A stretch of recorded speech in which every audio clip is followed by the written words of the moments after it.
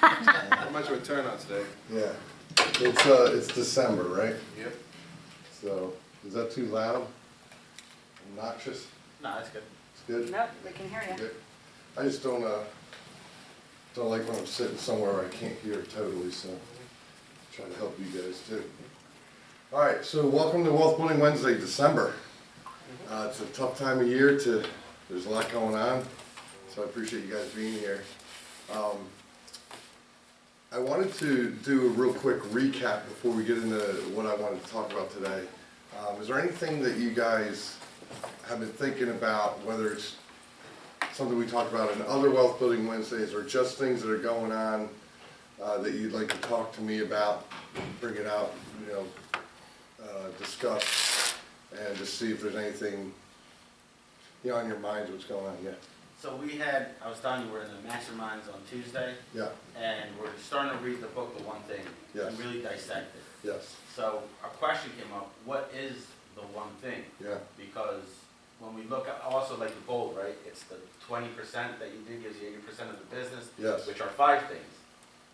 So we're like the one thing, but now it's 5 things, so how do we know? So the book is really clear on what the one thing actually is, so that's the good news. When you get into it and you start studying it, it will be very, very clear. But just give you a quick overhaul. One of the points Gary makes is a lot of us make to-do lists, right? To-do lists are great, except for the fact that human nature is to do the easiest things first. And one of the points in the one thing that's really made an impact on me is that it's actually a chapter, I believe, or at least a segment of a chapter that says, willpower is not always on will call. Right? And that is so true for me, because I'm high energy in the morning, I'm ready to go, I feel good. Get to be 3 or 4 in the afternoon, even though I don't take naps, I kind of feel like I would like to, And so if I push off the most important thing that I need to do today till later in the day, my willpower might not actually allow me to even do it, let alone do it well. So what Gary's really talking about in the One Thing book is, it's not real estate related at all. It's life related and productivity related, and something we're going to talk about in a minute about focus related. It's hard to focus on what is the most important thing unless you know what it is, right? You know. So it's not a bad thing to make a to-do list. So you have 10 things on your to-do list. What Gary would like you to do is rank them. The most important thing first.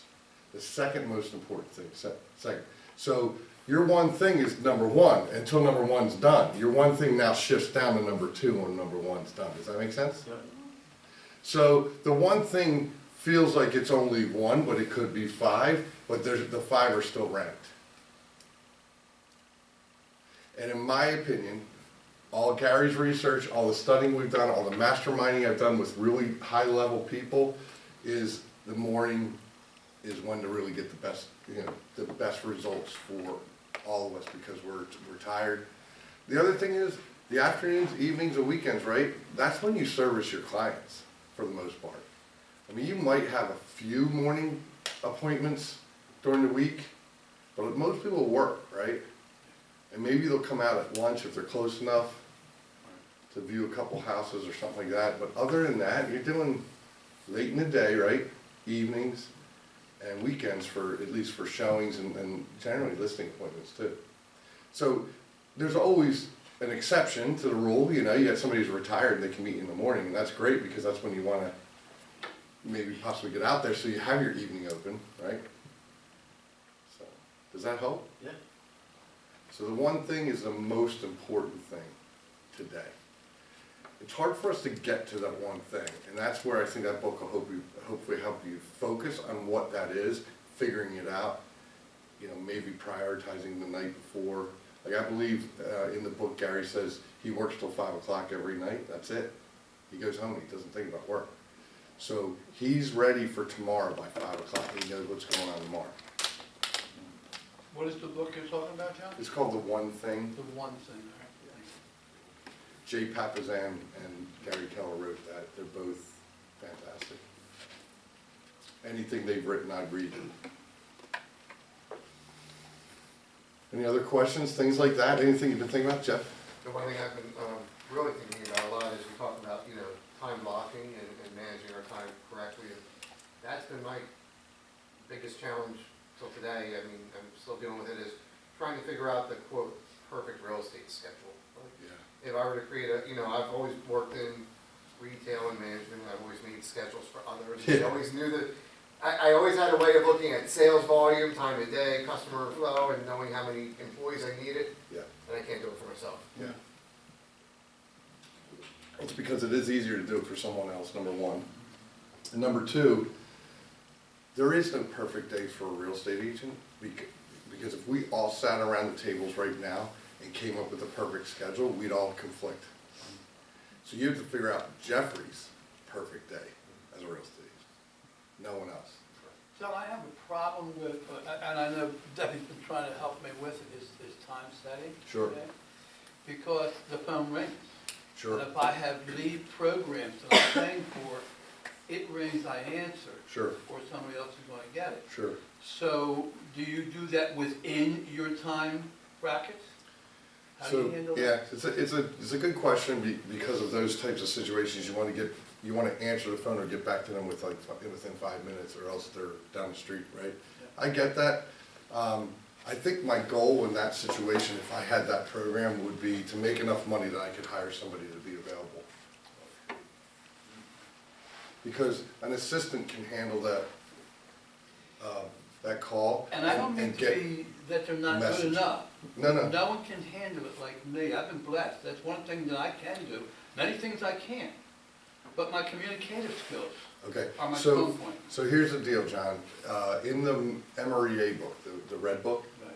Gary talks about that when it comes to teams.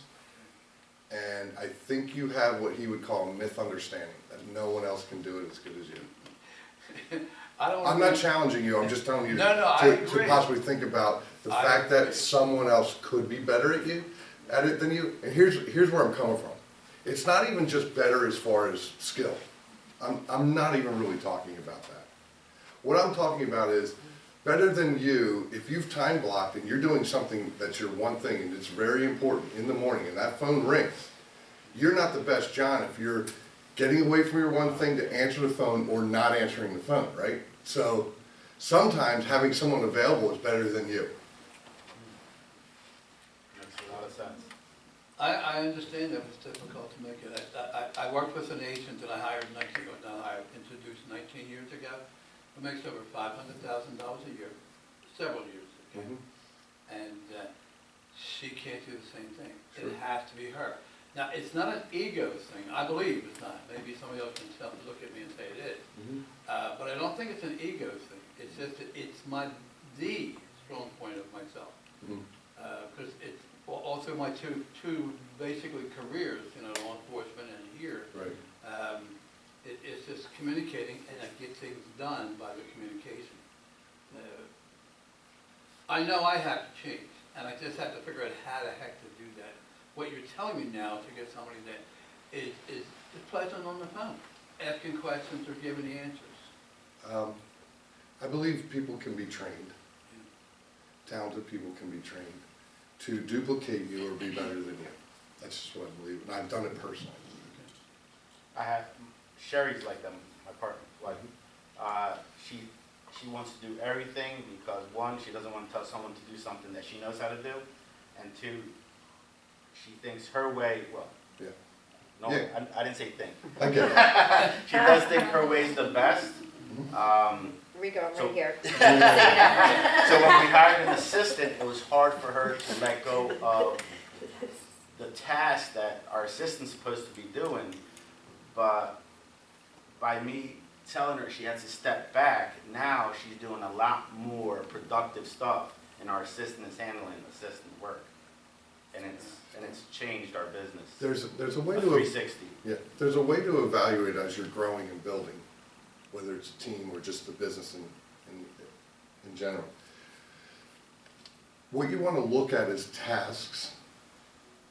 What are an hourly, $20 an hour task? And what are a money-making probably $100 to $500 an hour task, and split them up appropriately. Okay? Because if you're a $250 an hour person, which can be in this business pretty easily, and you're doing $20 an hour jobs, you're missing out. And so I love one of the slides I have here that says, if you don't have an admin, you are the admin. You know, I think about it with sales management. When I started at Staples 20 years ago, I was really good at sales. And I wasn't trained, it just was like kind of like a natural ability.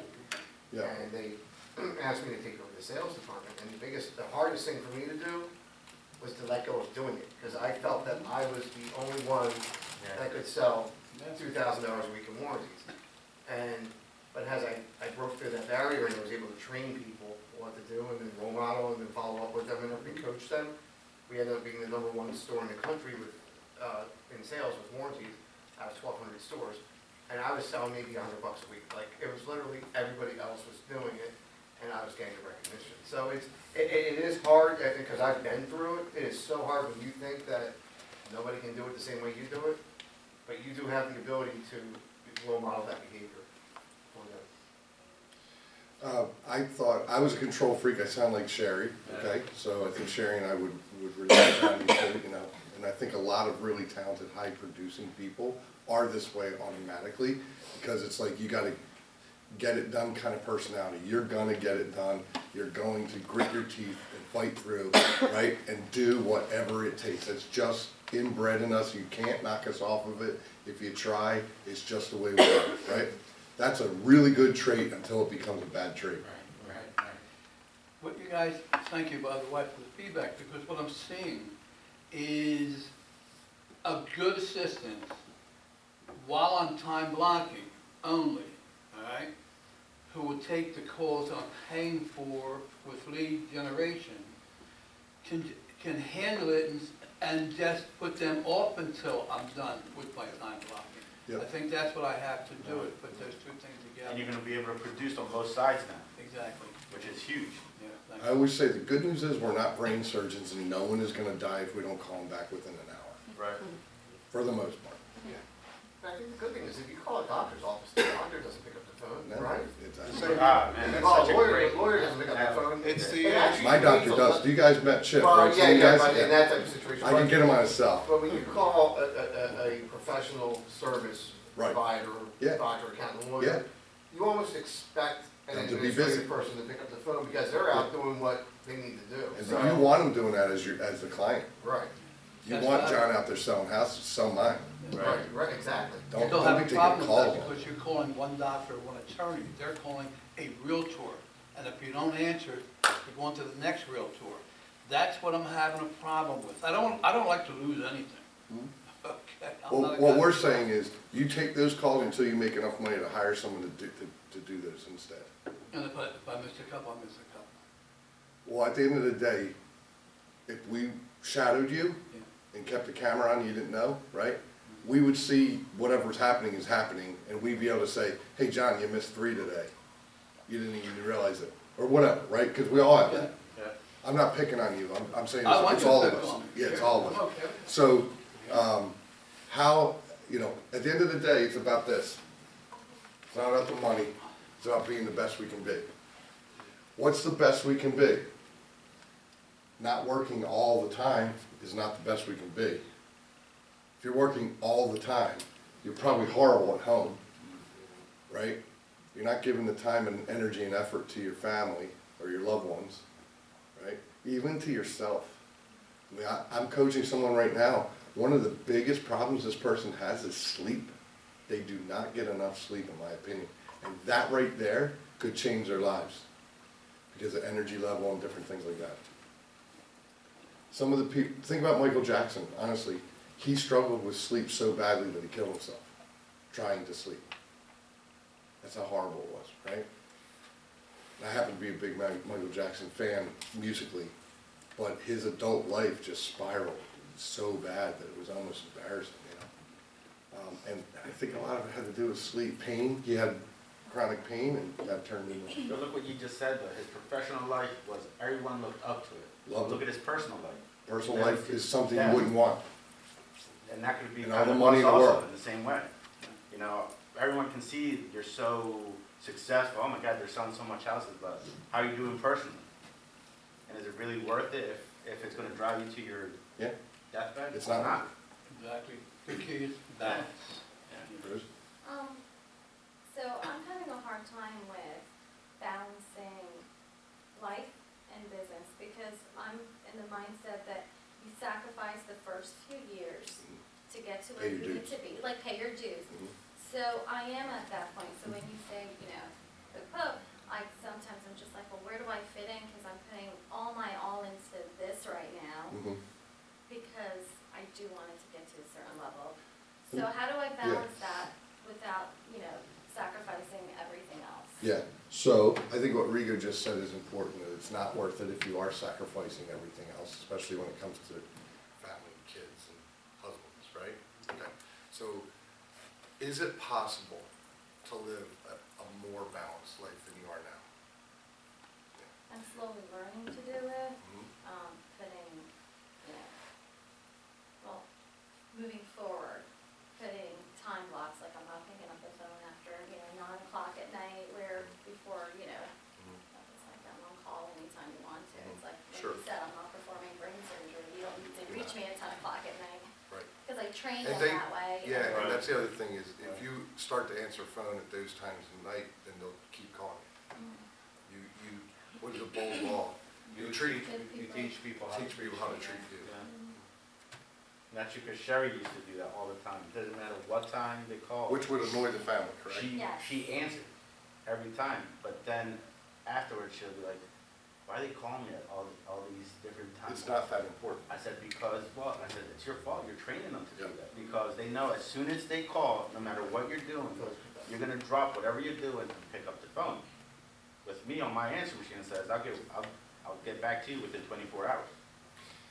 These issues that we're all talking about right now are kind of what I'm trying to influence you at Wealth Building Wednesday in your mindset type issues, is to figure out how to have enough leads, turn them into enough appointments, to turn them into enough listings, to turn them into enough closings, that turns into enough money, so that you run the show, not your clients.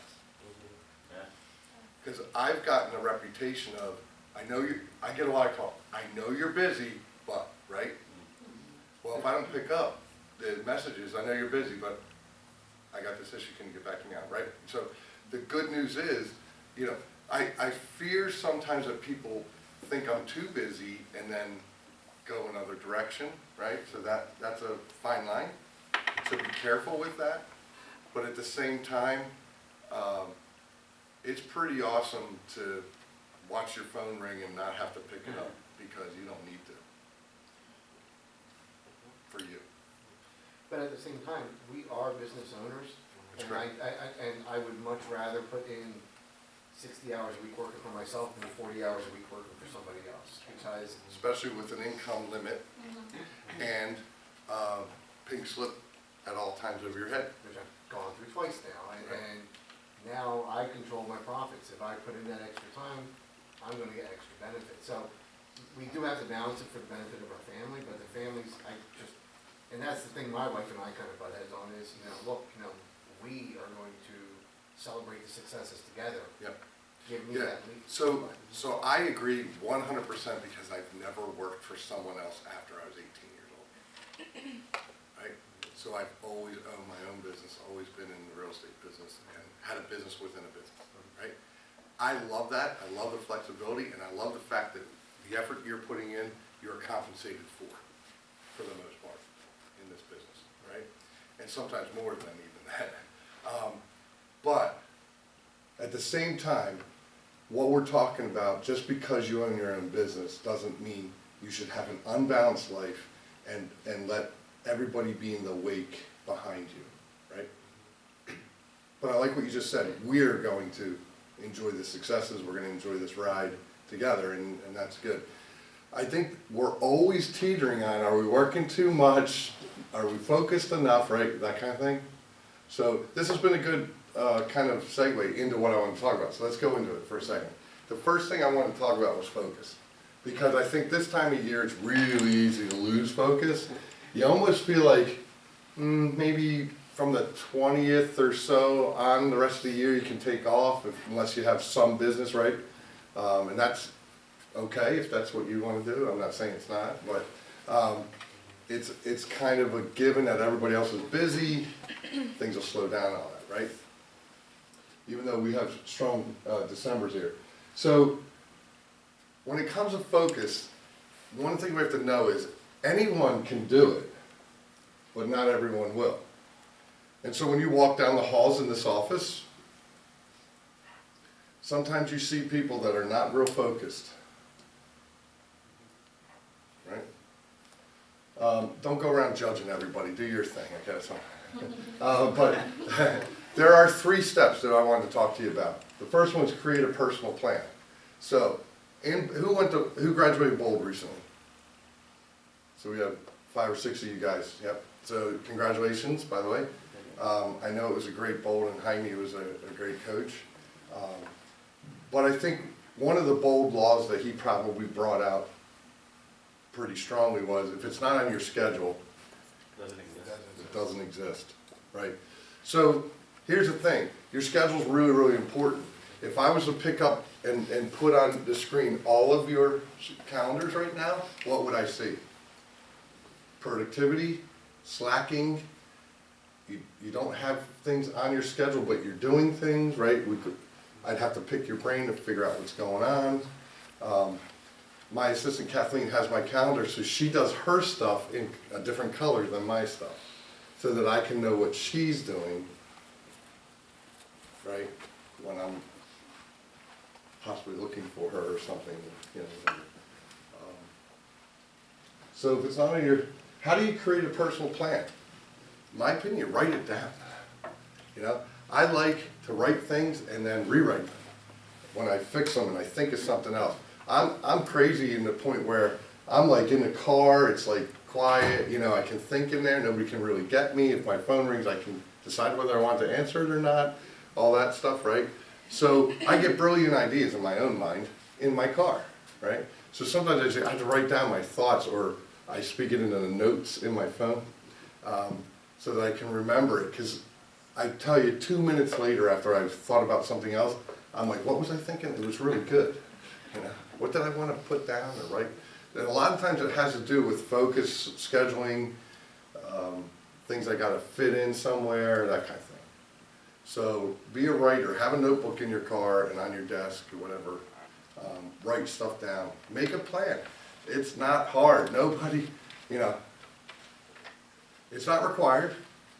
But do you want to be the best you can be? Make a plan. Let me tell you this, if you guys have kids or a spouse or a loved one or a partner in some way, if you put them into your plan, how do you think that would make them feel? Important. Better, right? So, Karen. I actually had the opposite on that one, where my wife went, oh, I'm glad you're fitting me into your schedule. I'm like, yes, that was the point, but you do have to be careful how you present it. Oh, yeah. You know what I mean? 'Cause that's- Especially as that's how I guys, present especially as it. guys, yeah. I've created a schedule, this is it. Oh, Yeah, that's not good. So, yeah, be careful how you give it. so my wife Carrie, Don't show it to her. yeah. Yeah. Right, exactly. So my wife Carrie, no, get brownie points. Show it to her when you did it the right way and thought about it and presented it well.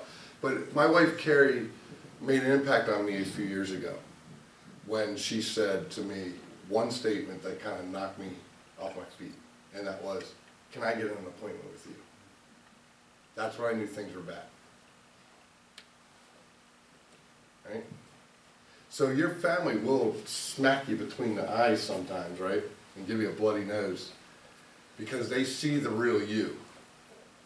You don't always see yourself, you know, from the outside. Yeah. Can I add something to that? Yeah, sure. And also, when you put them in the schedule for like family time or something like that, Mhm. it's undivided attention. Yeah, no phone.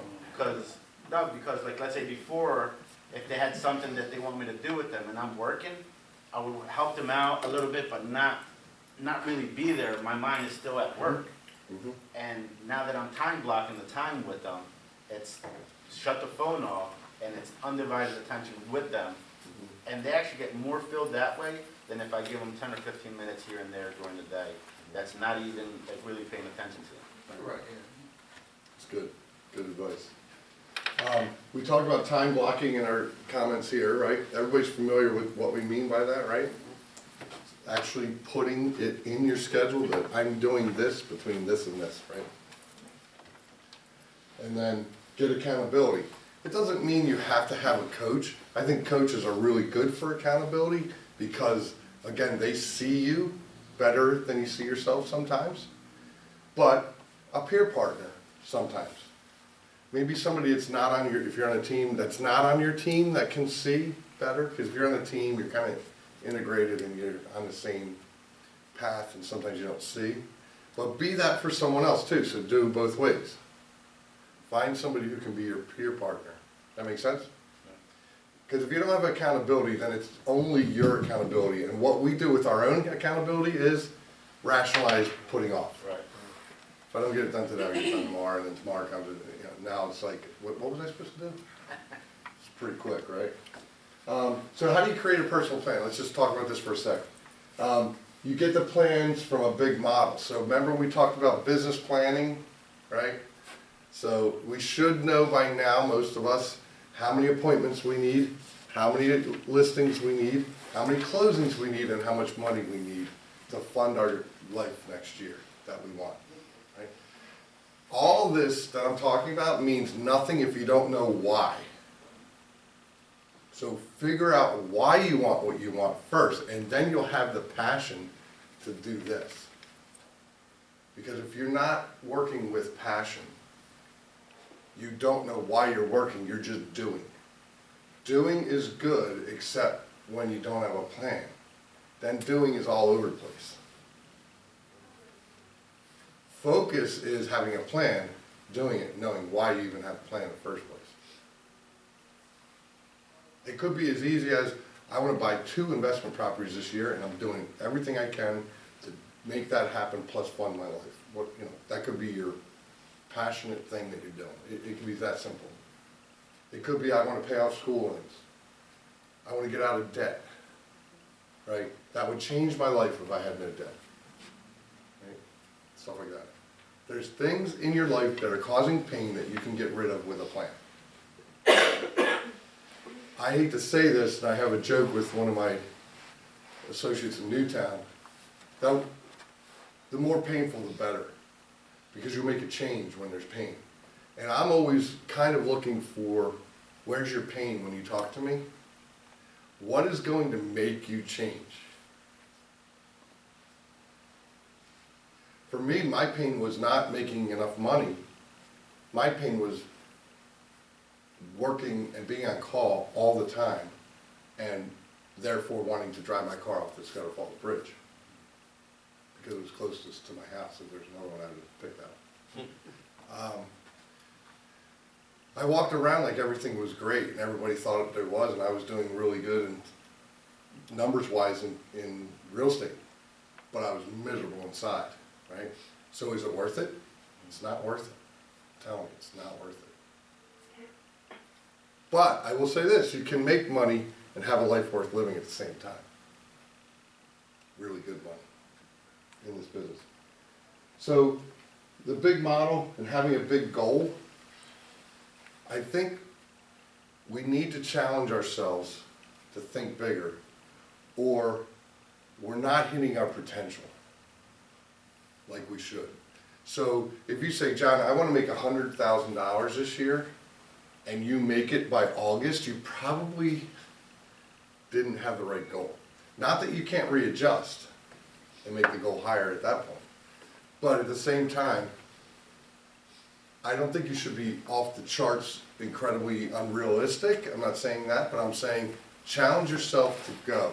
Because if you said 200,000, you made 90% of that,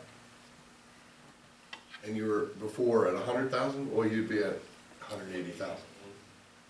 So you made an extra 80,000 because you challenged yourself. You know what? I'm just saying that. So have a big, big goal. Regarding time blocking, are you in busyness or business? I love that. I sometimes am in busyness. I'm busy. Yeah. I think we talk to anybody we know and they're busy, right? I've talked to retired people and they're busy. I'm like, what are you doing? So I would like you to transfer your mindset from a salesperson, which is not a bad thing and it's not a bad word. All right? It's not a bad thing to be called. I'm not saying that either. But from a salesperson to a business owner. That's part of why I do Wealth Building Wednesday with you, is to get you to think past just selling homes, and now I want you to run a business. All right? And that's the influence of Keller Williams, really, of what they want, honest too. Are you focused on what has to be done to drive your business? So, what is driving your business? What is going to get you results that you want? We have to think that through. The One Thing book is a good thing to read regarding this. But here's the problem. We go to classes, we go to Wealth Building Wednesday, we read books, and then we don't change action. What good is it? I call it a difference between a head knowledge. You got a head knowledge, you can help somebody else. Like you can make somebody else's schedule, but you're not well, let's say, right? It's here, but it's not here. You don't know why you need the schedule you need. You're not clear. Another bold law, clarity is power. You want to be powerful? Be very clear on what you're supposed to be doing and why. I guarantee you, you'll be strutting your stuff around here, right? I remember Santina's first 100% check. I was down the hall where Dee is now, and she ran in stilettos with it above her head, doing woohoo, woohoo, and all that stuff. We had a lot of fun coming out and celebrating with her, because she had capped for the first time, and we were all excited for her, When you get $10,000, when you make $10,000, you get it back, that's a good feeling. I like signing your 100% checks, by the way. Not many brokers out there would say that, right, or owners. Are you clear about your models? So that's the other thing. What is my model? What am I doing? What am I focused on? What do I want to accomplish next week because it's the week before Christmas week and maybe no one's around for a week or so, right? It's Christmas to New Year's, they kind of disappear sometimes, besides maybe a closing you have, right? John, what do you mean by models? The word itself, it's ambiguous. Okay, so your model is, you got all these pieces, you get the box, remember the model cars when we were kids? You got all these pieces, how do you put them together? Do you read the instructions? Do you just go for it and start gluing stuff together, right? The model is the list. The model is, what am I following? What am I doing? And for me, why? That's your road. That's the roadmap. We talked about the 411 and the 135, right? We talked about that in Wealth Building Wednesday? Okay. The 135 is now being referred to as a GPS. Why is it the GPS? Because if I have to go somewhere later today, and I have an idea that it's west of here, but I don't know how to get there, right? Think about it, let's put it on your terms. You have to go show a house, but you don't know where it is. You know it's that way. You're gonna go out of the mall area that way, right? If you don't have a map, or an atlas that we used to carry in our cars, remember? Because in Levittown, we got lost in Levittown, because each neighborhood you can get lost in. So if you don't have a map, right, what do? We put in a GPS. That's the way there. What's your model? The way there. What are you doing? Why? How many hours do I think I need to spend doing this? What's my plan? Right? I cannot get to 123 Main Street in Humeville, because I know it's over there, it's back there somewhere, right, down a little bit, maybe to the left. But it's down that way, right? I cannot get there by just driving. Realtors, by no intent, get in their car and drive and don't know where they're going as a whole, as business people. They fly by the seat of their pants, they go, ooh, I'm in Feastboro, I'm supposed to be in Cuba, I think that's left, right? And then they redo that day, and you're all over the place. But if you have a GPS, you get there in 10 minutes. They're giving clarity, thank you very much. Good, good. Do you schedule your time with yourself on your, do you schedule time with yourself on your calendar to get things done? Do you? Do you have time to think, time to plan, time to write? Right? We have time for lead gen, let's say, if we're even doing that. We have time for follow-up sometimes, right? But we don't have time for ourselves. You can't be the best you are going to be, and I'm talking about human being, not just salesperson or business owner. You can't be the best if you don't have some time to yourself, to think, to relax, maybe groom, right? Whatever it is, you know? Yeah. For me, I love, and everyone has a different life pattern, I love waking up at 4:30 in the morning. Mhm. Why don't you? Well, I try to, I have sleep apnea real bad, so Yeah, there's no try. when you have sleep apnea, there is. What about those fancy stuff put in the nose? Yeah, I do, it's okay, but that's the one thing that does hold me back, but when I do wake up at 4:30 in the morning, they're always the best days ever. Yeah. Because I have 2.5 hours before anyone else even rolls over, Yep. where it's just me. Yep. And you get the gym, and you have coffee, read paper, and you still have those. What's the paper? I It's on think the internet. they have them at Wawa. Okay. Wall Street Journal. I haven't picked one up No, yet. but yeah, no, I mean, and like you were saying, just the schedule, the whole point is scheduling that block. And I hate to say it, but you don't even want your family in there, you just want it to be Yeah. you, Yeah. and just do what you enjoy. Some of us call it mental health, It is. right? Like I said, We need that's- mental health. I remember teachers would take a mental health day, right? I can just imagine what those kids did to those people. I think they're such awesome people. And that's why so many realtors are former teachers. They couldn't take the kids, right? Yeah, I'm just kidding. I'm just kidding. I'm just kidding, yeah. How about this, for accountability?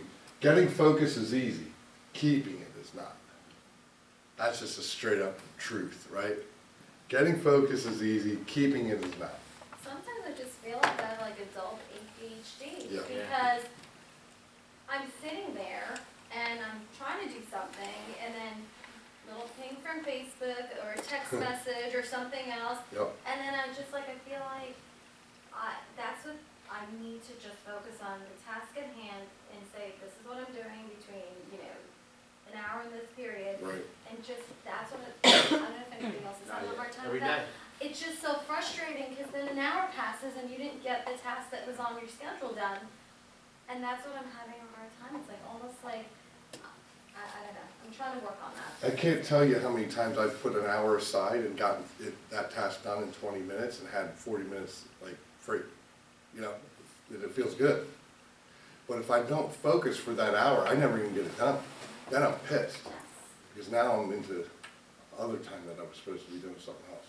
If there was in the Olympics, okay, from jumping from one thing to another, I'd get the gold medal. I really would. Yeah. Thank you, I mean, to miss these classes would be the stupidest thing I could do. Thank you. But now, Thank you, but Sharon. this is the point, to take what we're doing here and create some action from it, some change,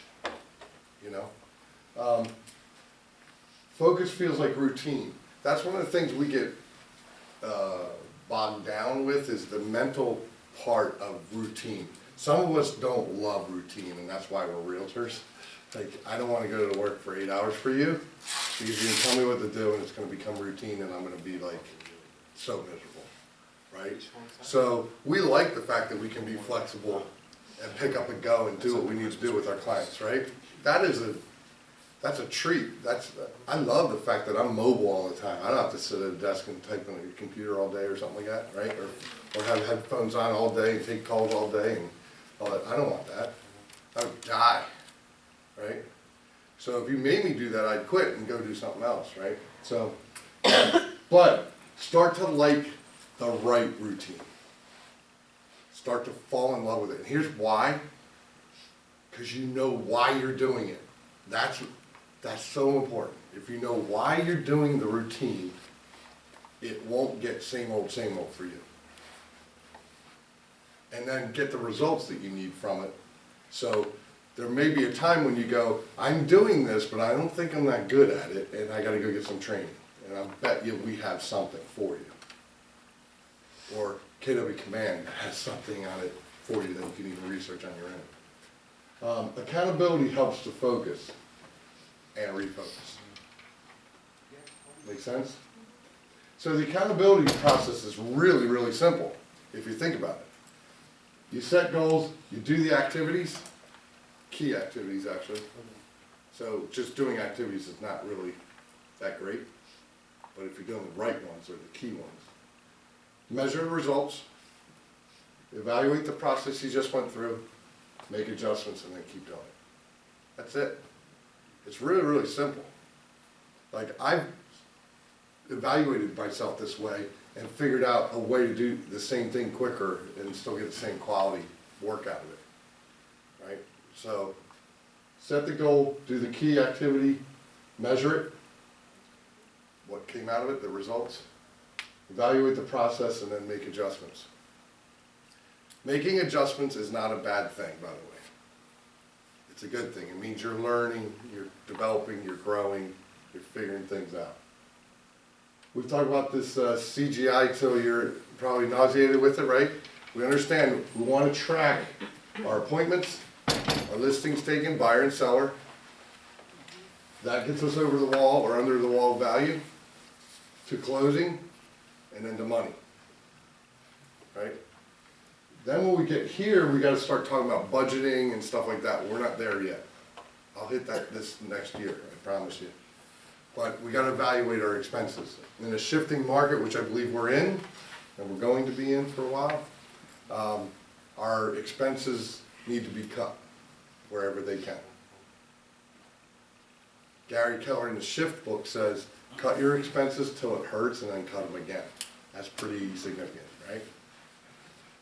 So if something is not making you money, get rid of it now. And do not sign year-long contracts with these tech companies and all this stuff, right? Go month to month or you don't sign up. Evaluate it as you go. Cancel it when you know it's not working. Immediately. Don't wait. Because we all have $29 and $39 and $59 going on our credit card without us really thinking about it, right? And it adds up. Cut it. We talked about the 411. I wanted to make sure we hit this, that we're not only just talking about our job and our business, but we wanted to talk about our personal life, our financial life, and our spiritual life, because if we can get those all lined up, then we have the life worth living for sure. And I'm not telling you what you should do in any one of these, but I'm telling you, you can evaluate it and you can make it better with a 401. Because the 4 is the 4 weeks every month, the next one is monthly, and the next one is yearly, right, annual. That's where the 401 comes from. What am I doing weekly to give me my monthly and my yearly goals? So it's easy to break it down when you break it down that way. And I always think about the comment, how do you eat an elephant? One bite at a time, right? It's overwhelming, that elephant. I can't eat it. It's too much. But if I eat it one bite at a time, I can, right? It's the same thing with daunting focus on scheduling and having your life the way it's supposed to be and all that stuff. And, you know, I don't think there is a real perfect life, let's say, but each one of us has a better life there that we got to find. Because we can always improve in something. How do you define the difference between job and business? So the business would be the overall, what are my goals to achieve? The job would be, what am I doing today? What are my action steps? The job would be action. The business would be the planning, the goal setting, you know, inspiring maybe others around you, more leadership type. But if you're in business and it's just you have no team and all that stuff, you're both. So you set this up so you know what to do there. And then if you're John, you figure out how to hire somebody who can take calls. And that's why I was asking, because as an individual that's running the business and doing the job, Yeah. that's where to me is blurry. We're going to talk about that in a minute, so hold tight, okay? think it's interesting that they put this in the ideas of what we're talking about here, because I took this right from Keller Williams University, by the way. And define your annual goals and all these things. That's a big statement right there, like, okay, what are my annual goals with my finances, right? I just wanna make more money than I spend sometimes, right? No, it's not all about that, right? It might not be. It's like, I gotta plan for retirement, I gotta plan for my kids' education, I gotta plan for paying off my kids' education, whatever it is. We have an associate here, their whole goal was to make enough money to buy their next vehicle, cash, and not take out a loan, and they did it. And that was like a major win for them, because they'd never done that before, they'd always taken out loans for their cars. Now they're gonna take that car and they're gonna drive it into, they'll probably have it for 10 years and drive it into the ground until it doesn't work anymore and it's not worth fixing, right? Because they're gonna enjoy no car payments for 10 years, so that's their plan, right? Because the pain of having a car payment for 20 years felt like throwing money away. Because they're not appreciating assets, cars, right, trucks, whatever, vehicles. They're depreciating assets. It's a liability more than anything. Yeah, I hate car expense with a passion. I only drive the car I drive as a prop. I'm just being totally transparent. It's a prop. It makes me look like I'm successful, and I could literally care less about it. John, excuse me, off. Don't go hit it on purpose. Just off subject a little, Tom, and I know what you're talking about there, but to a training that made a lot of sense to me also, in that, depending upon who you're working with, there's a high medium car to use for all people. You drive up to a house in Kensington or something, okay, in your car, they think you're making too much money. So the one, and I drive it, by the way, but I was driving it before I learned about it. It's true. Is a Toyota Camry, Yeah. okay? It is right there. Mhm. It's not a big, muscle car, and it's not something that's chugging along. And that made a lot of sense to me also, all right, so. When I started in real estate in 1990, Paul Allen had a company called Allen Realty Associates. And we had 4 or 5, maybe 6 offices in Bucks County, and it was a really good company. And when you signed up for Allen Realty, one of the points was that you would have an updated, clean, 4-door car. I was like, I was driving a Jeep that had 2 doors, a Jeep Wrangler, coming out of college, right? What year was it made? The Jeep, Yeah. 88 or something. Yeah, okay. So, but my point is, he had it as a standard to at least have a clean, Yeah. updated 4-door car, because he felt like you were going to put people in the back seat. I had the same book with Weichert when I started. So, and that was old school. We don't have that rule in KW, so you can get a 2-door car if you want. Because I know a lot of us don't even put people in their cars anymore. We meet them at properties, Well, right? people do judge you based on the car. They do. When I started here, I worked for a car dealership, Okay, and I could literally pick any one of 3,000 cars a day to drive home and just put my tag on. right. And I remember going to a showing, and I was in a pretty high-end Lexus the one day, Yeah. and I get out, and the guy's father was like, "That's a $90,000 car." He said, "I don't own it." Right. And it was, the guy was actually worked with me at the dealership and explained it to his father, but people judge you immediately based on the car. Like, who cares? Like, A friend of mine was the #1 real estate company, agent in Bucks County for a long time. He had props everywhere he looked. It was the craziest thing. He had a Mont Blanc pen. I don't know, nobody really knows what a Mont Blanc pen is anymore, but the I tip know. of it has. It's overpriced. Yeah, exactly. But he thought that if he was signing $1 million property back then, that was really, really expensive in the 90s, early 2000s, right?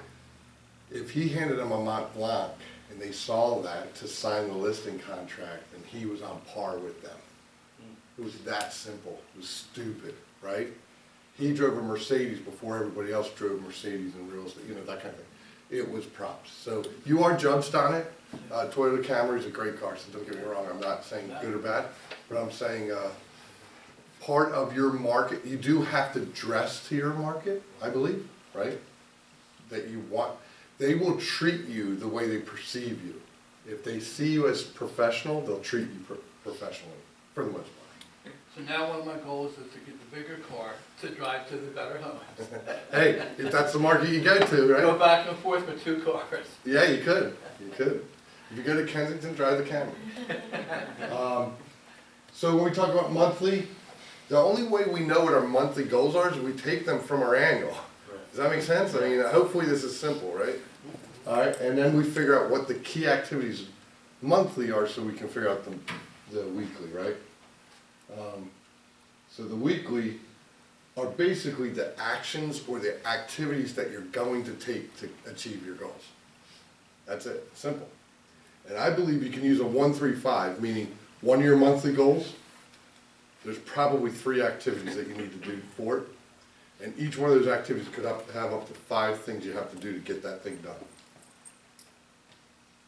It's that simple. It's a way to think. It's a model.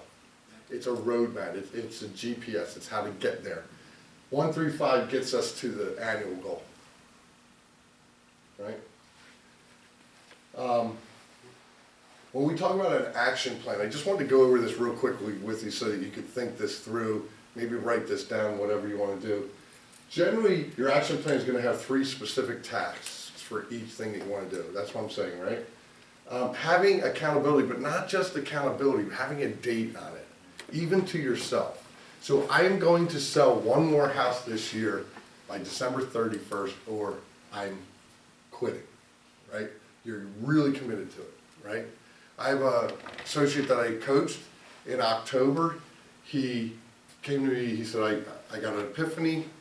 I have a new goal by the end of the year. And I said, what is it? He said, I'm going to close $60,000 more than I have in my pipeline by the end of the year. So he put a date on it, right? As of last week, he was 5,000 from that goal, and he has a closing next week. That's gonna get him over the goal. 60,000 GCI? Yeah, more than he had made already that year, which he had already hit his goal in October, which was a low goal, right? Right. Bigger goals. Yeah. And he's proving to himself, he had a reason for 60,000, there was a specific number, he had a reason for it, it was in the fire was in his belly to get it. And most of it was to give away. And it was a passion of his, to help others. That's awesome, right? That'll help you figure things out when you have that kind of passion for something. Figure out what your passion is, what your why is. Having your peer partner to be able to contact, right? Diane Loomis is great with this. I think she does scripts and affirmations at like 7 a.m. with her peer partner every day. It's insane, right? For some of us, we'd be like, no, I don't want to talk to anybody at 7 a.m. Right? But share your plan with your peer partner and commit to taking action. Remember,